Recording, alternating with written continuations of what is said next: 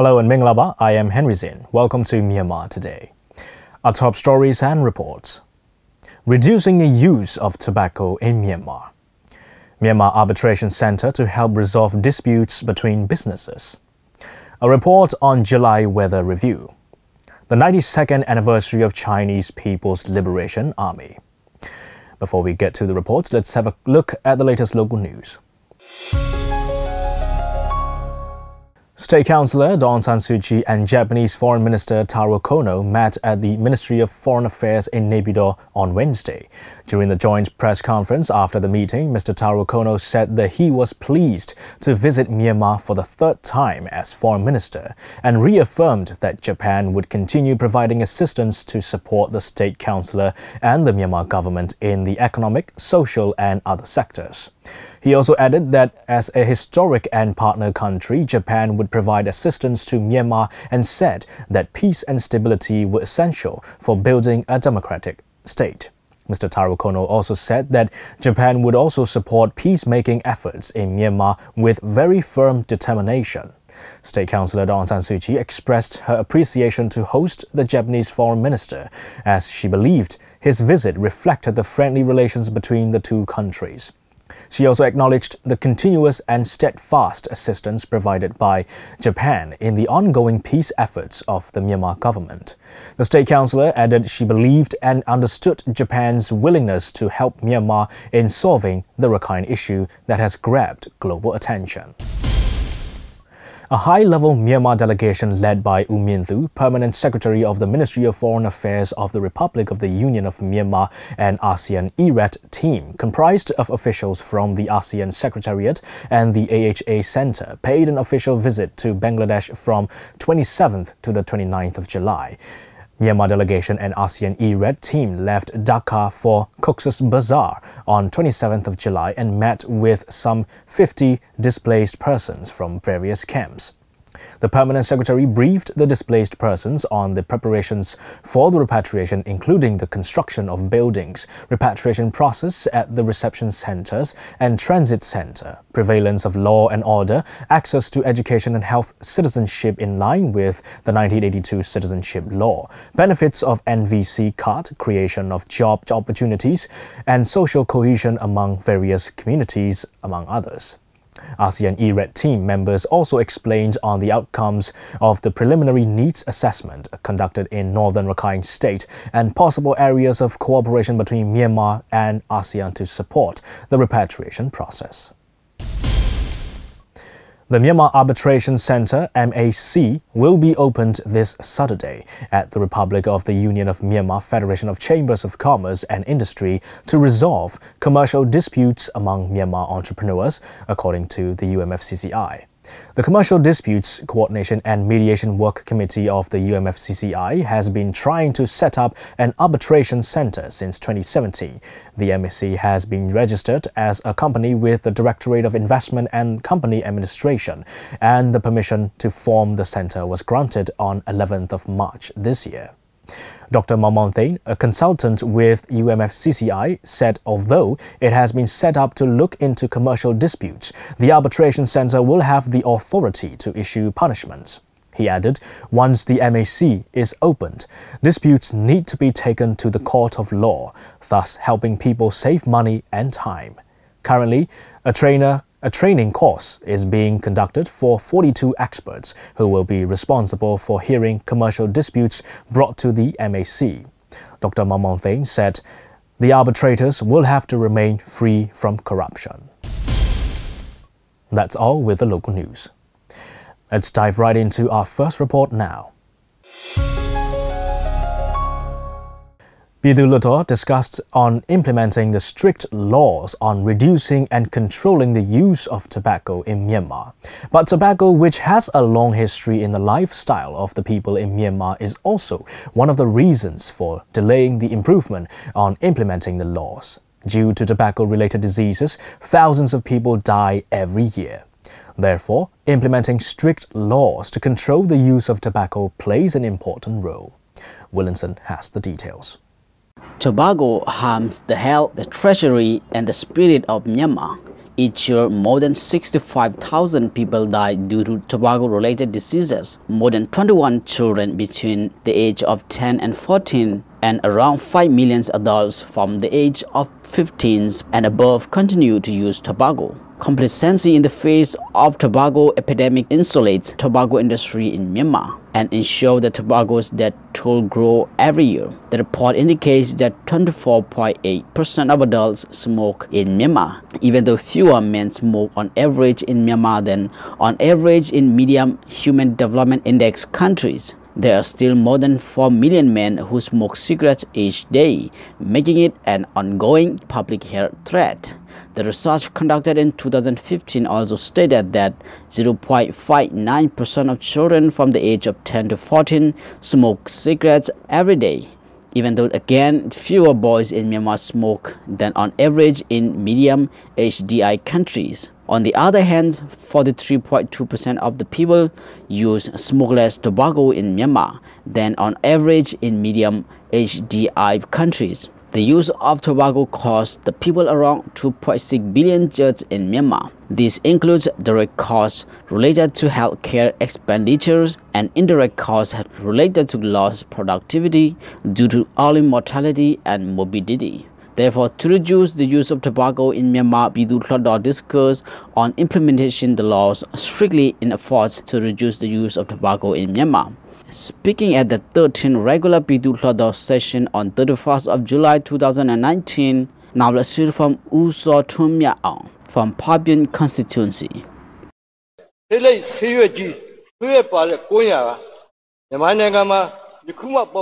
Tobacco is not a newly introduced thing in Myanmar. It has a long history in Myanmar, traced back to the ancient time. It has become a part of our lifestyle, and in some rural areas, the people use tobacco to welcome the guests in their homes. Therefore, it is a difficult task to cut off the use of tobacco in Myanmar. The worst part being, it has become a big business since the coming of the colonial rule in Myanmar. The use of tobacco causes throat cancer, palate cancer, and carcinoma. According to the report conducted in 2014, 40% of the male adults from the age of 15 use tobacco and 8% of females use tobacco in Myanmar. Therefore, I would like to urge to all the responsible persons to restrict the use of tobacco at homes, hospital, school and university, railway station, highway bus station, and also increase tax on tobacco vendors. In this way, we can reduce the use of tobacco in Myanmar. Smoking cigarette is also defined as killing oneself slowly. A cigarette includes 70% of chemicals which cause cancer, and it is also found that 1/3 of death due to cancer is caused by smoking. A person who smokes cigarette has 25% of possibility of having cancer than a person who doesn't smoke. As Myanmar is one of the countries with the highest rate of cancer patients in the world, buying cigarette and smoking cigarette can be interpreted as paying money to die soon. Smoking is not only a dangerous habit for the smokers, but it also affects the people who don't smoke but inhale those smokes. Due to smoking, more than 7 million people die every year in the world, and the number of non-smokers who die just by inhaling smokes is nearly 1 million people every year. Speaking at Pidu Hlodor, now let's hear from U Cho Onglung from Sedudia constituency. Since 2006, the government of Myanmar passed the laws to reduce and control the use of tobacco in Myanmar. However, there were weaknesses on awareness program and taking action to punish those who broke the laws. According to the tobacco-related laws passed in 2006, all the public areas and transportation means are to be free from using tobacco. Therefore, we need to take action strictly and punish those who break the law. Then only we can reduce and control the use of tobacco. And we also need to put heavy tax on tobacco-related products. But for now, Myanmar has one of the lowest tax collections from tobacco-related products. Therefore, we need to have separate tax on tobacco-related products. And then we also need to spread awareness on this issue. After a long discussion, Pitonsu Lodo approved the proposal by U Kinshu from Hlaimboi constituency, who proposed on 18 of June 2019 to strictly implement the laws to reduce and control the use of tobacco in Myanmar. This is Wolinson reporting for MI Radio. That's a report on reducing the use of tobacco in Myanmar. Let's take a look at the weather conditions now in Myanmar, and then we'll check on the stocks and currency exchange rates right here in Yangon. In Yangon, it's going to be cloudy but with a little morning showers, then a couple of thunderstorms around during the day. However, overcast and a thunderstorm in a couple of spots at night. The daily outlook is around 28 degrees Celsius high, but it's going to feel like 33 degrees Celsius. There's a 65% chance of rain for the day.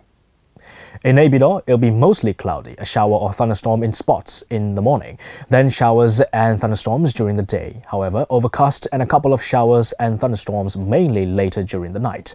The daily outlook is around 28 degrees Celsius high, but it feels like 33 degrees Celsius, 67% chance of rain for the day. Looking ahead, expect showery weather through late Saturday night.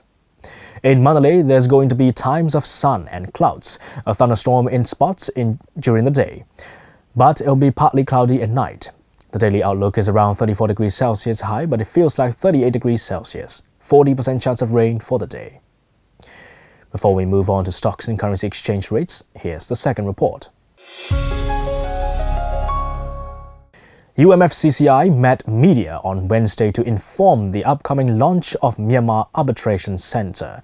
The Myanmar Arbitration Centre, MAC, aims to help resolve disputes between businesses and fill up the large gap in the development of Myanmar industry and trade.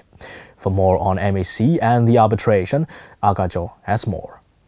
UMFCCI told media on Wednesday that Myanmar Arbitration Centre is set to be launched on August 3rd. The Myanmar Arbitration Centre, MAC, aims to help resolve the disputes between businesses and fill up the large gap in the development of Myanmar industry and trade. Arbitration, a form of alternative dispute resolution, is a way to resolve disputes outside the courts. The dispute will be decided by one or more persons. Arbitration is often used for the resolution of commercial disputes, particularly in the context of international commercial transactions. U Jo-win, chairman of Myanmar Gold Entrepreneurs Association, elaborated more on the function of the MAC. There could be disputes between traders as well as while trading. So if dispute arise, we had to go to court back in the days. When we go to court, it takes a long time-consuming and expensive. Some civil suits can take years to get settled at court. So bringing the case to MAC will save time, money, and the center will have experts who can advise and give impartial decision. People favor settling disputes by arbitration. In the research done by PwC, PricewaterhouseCoopers, and Queen Mary College, University of London, it is found that 73% of the respondent corporations favor arbitration over litigation. Dr. Mamanthain, the advisor of the UMFCCI, explained more on the arbitration in Myanmar.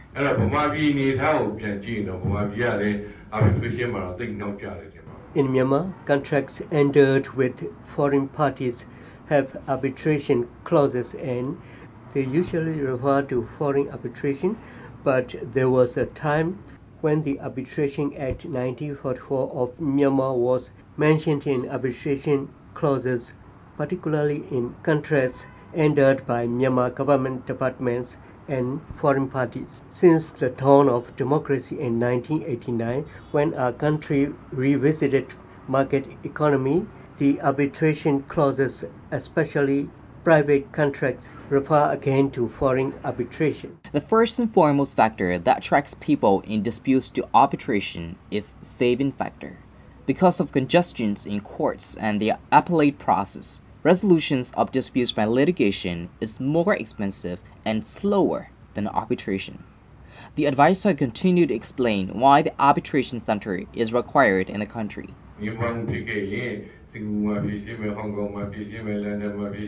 We have to put deposits in the region of 10% of the disputed amount. We have to travel to and fro between Myanmar and the seat of arbitration to give testimonies, etc. This will incur expenses and become a financial burden. Language might also be a barrier for us. Because of the above-mentioned factors, we normally could not afford foreign arbitration. We are on the losing edge when it comes to disputes, and then eventually we have to be generous or patient or forgiving. In view of this, and because of the existing arbitration law of 2016, which encourages to settle disputes by arbitration, the idea was born to set up Myanmar Arbitration Centre (MAC) under the auspices of UMFCCI. The organization by the title of Myanmar Arbitration Centre Company Limited has been formed as a limited company by guarantee with 12 directors, a constitution, and mandate of UMFCCI. MAC ran arbitrator training for selected industry veterans. They are trained in arbitration law and procedure together with related legal knowledge. The businesses have to pay a certain amount of fees to use the MAC's arbitration service, which is claimed to be less expensive than court costs. UMFCCI will run its Myanmar Arbitration Centre at the UMFCCI office in Yangon. This is Agajo reporting for Myanmar International Radio. That's a report on Myanmar Arbitration Centre to help resolve disputes between businesses. Let's take a look at the currency rates now from Myanmar's central bank.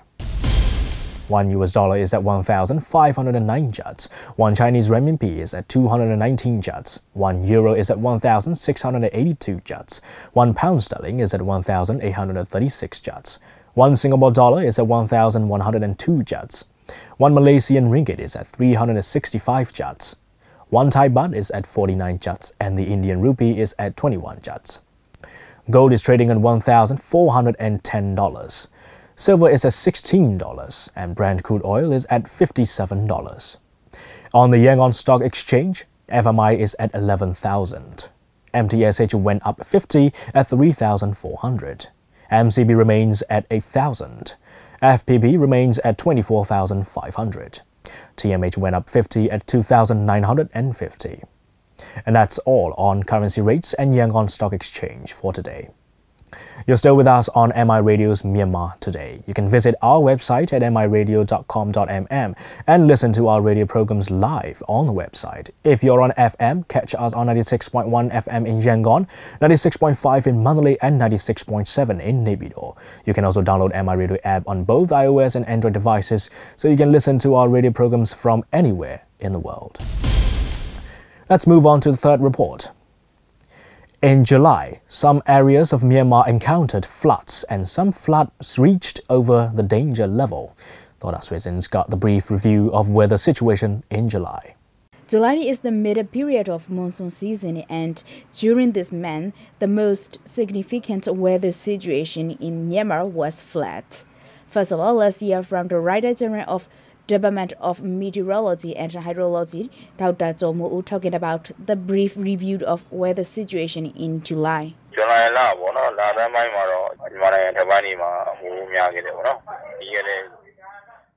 In the beginning of July, there was heavy rain in the upper areas of Myanmar. June has lesser rain, but in the beginning weeks of July, water from Ayawari River caused the flood in Myitkyina and reached to the over danger water level. However, the rain became quite lesser. The monsoon wind was in average and above speeds.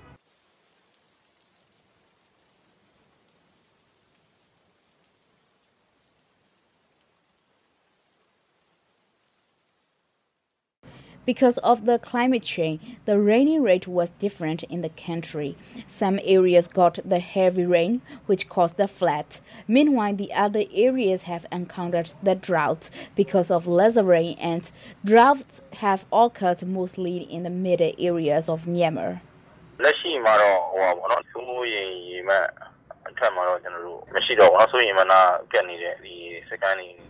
In the present situation, there were no areas where flood is over danger water level, but in some areas, it is still close to reach to the danger level. In Ngatanyao, Tabao, The flood level is near to the danger level because of the water from Ngawon River.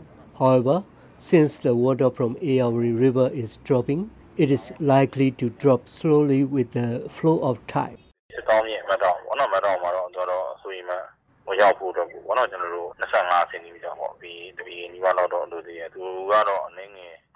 In Madao, the water level is 25 centimeters below to reach the danger level, but it is likely to increase. In Maubin, in the evening, when the time of water level rising, it may reach to 10 to 15 centimeters below the danger level. After 6:30 p.m., the water level drops again with the flow of tide. Now it is 60 centimeters below the danger level.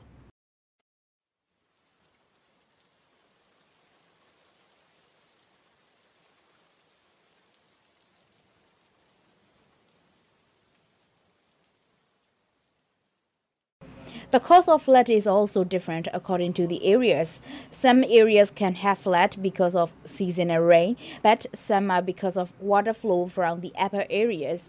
According to the Department of Meteorology and Hydrology, for Bilin River and Bago River, the increase of regional rain can cause the floods. However, for some lower areas, such as coastal areas of Ayawadi River and Ngawon River, it depends on the flow of water from the upper areas. Utanyi, who lives in Tabang Township, said, In Tabang, there is flood in the present time, but we don't need to leave the houses since we build higher shelter inside the house. There is natural disaster committee formed in our township and are doing preparation for increasing flood. The low pressure area has formed once in July. For August, the Department of Meteorology and Hydrology predicted that the low pressure area can be formed for 3 times and it can be depression in 2 times.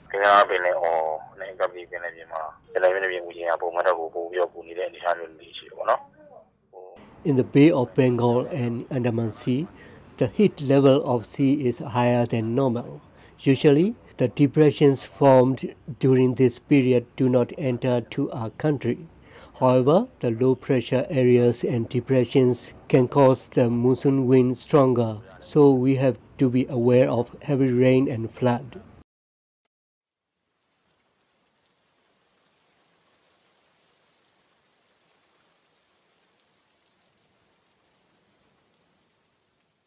The daily weather situation is regularly updated and announced by the Department of Meteorology and Hydrology, and the emergency case will be also alerted to the residents through respective government organizations. That's all about the weather review of July. This is Dora Susan from MI Radio. That's a report on July weather review. One last report on 92nd anniversary of Chinese People's Liberation Army. To mark the 92nd anniversary of Chinese People's Liberation Army, the grand reception was held on Monday at the Novotel Hotel in Yangon. Willinson reports.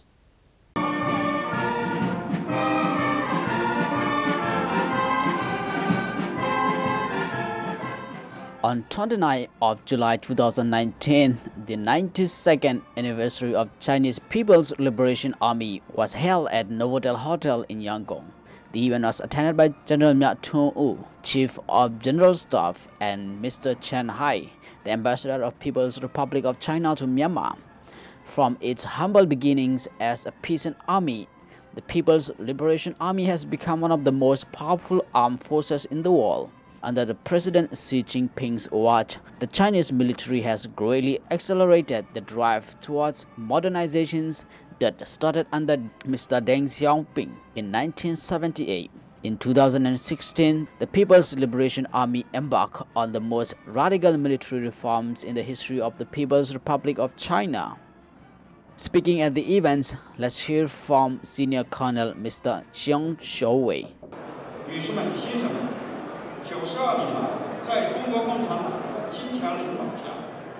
Under the strong leadership of CPC, People's Liberation Army has walked from Jinggan Mountain, undergone a long march, which is unique in the history of mankind, defeated the extremely ferocious domestic and external enemies, won the great victory of the Agrarian Revolutionary War, the War of Resistance against Japanese aggression, and the War of Liberation, and laid down solid foundation for the foundation of the people-owned New China.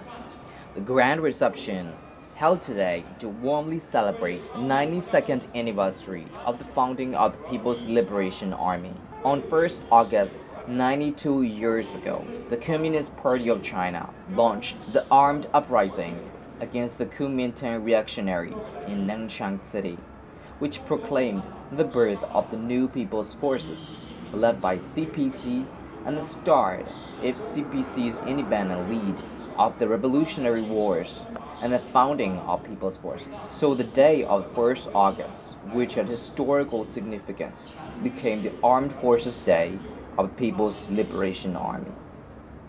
In the early March of 2018, at the Annual Assembly of National People's Congress, China announced that its defense budget will increase by 8.1%, taking total defense spending in 2018 to 1.1 trillion yuan, or 175 billion US dollars. Second only to the United States, which will spend 692 billion US dollars in the fiscal years of 2018. Despite China awakening economic growth, this was the largest increase in the 3 years, following the rise of 7.5% in 2016. People's Liberation Army has engaged in a sustainable modernization program for more than 3 decades since President Xi Jinping came to power.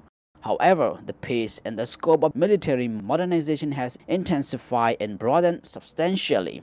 Seeing a strong military dream as indispensable part of his China dream of national rejuvenation, President Xi Jinping has made strengthening China's military power a top priority.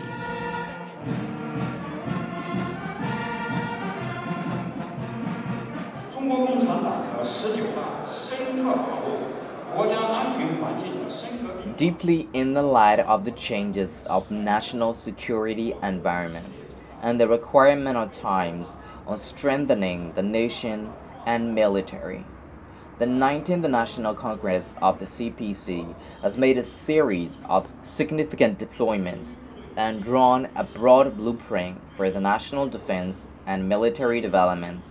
Under the strong leadership of CPC Central Committee, Central Military Commission, and President Xi Jinping, People's Liberation Army is marching unswervingly with firm determination to forge ahead on the path of strengthening the military with Chinese characteristics.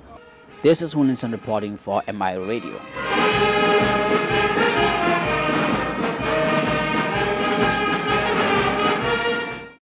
That's all the reports we have for today. Let's take a look at some international news. Facebook has announced a breakthrough in its plan to create a device that allows people to type just by thinking. It has funded a study that developed machine learning algorithms capable of turning brain activity into speech. It worked on epilepsy patients who had already had recording electrodes placed on their brains to assess the origins of their seizures ahead of surgery. Facebook hopes it will pave the way for a fully non-invasive wearable device that can process 100 words per minute. In other news, a team of bug hunters at Google have shared details of 5 flaws in Apple's iMessage software that could make its devices vulnerable to attack. In one case, the researchers said the vulnerability was so severe that the only way to rescue a targeted iPhone would be to delete all the data of it. Another example, they said, could be used to copy files of a device without requiring the owner to do anything to aid the hack. Apple released fixes last week. But the researchers said they had also flagged a 6th problem to Apple, which had not been rectified in the update to its mobile operating system. The Project Zero team was established in July 2014 to uncover previously undocumented cyber vulnerabilities. It has previously alerted Microsoft, Facebook and Samsung, among others, 2 problems with their code. And that's a wrap on Myanmar Today. We're now broadcasting the program on MITV every evening, Monday to Friday at 8:30. You can also join me on MI Radio from 7:30 a.m. to 8 a.m., 1 to 1:30 p.m. and from 7:30 to 8 in the evening. Also, don't forget to drop your comments and messages on our Facebook post. Thank you for joining us on Myanmar Today. I am Henry Zin. Have a great day.